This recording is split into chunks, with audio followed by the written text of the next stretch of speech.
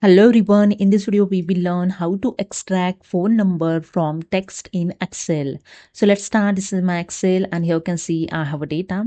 So here the phone number and name is combined showing in one column. Okay, to split it, to extract the both, simply select the entire column and first convert it into table. So press the Ctrl T to convert into table and here the create table dialog box is open. Click on OK, your column is converted into table.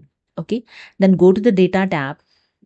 In get and transform data, click on the get data and then click on the from other sources and click on the from table or range. Wait for the few seconds. The Power Query editor is open. Yeah.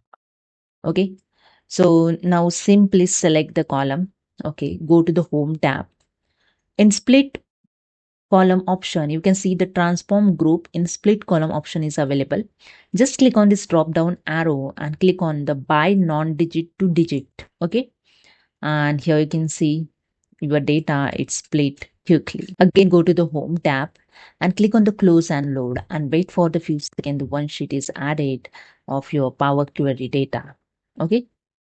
So this is a way you can easily extract name and phone number by using the Power Query editor in Excel. So hope you understood. If you like this video, please subscribe. Thank you so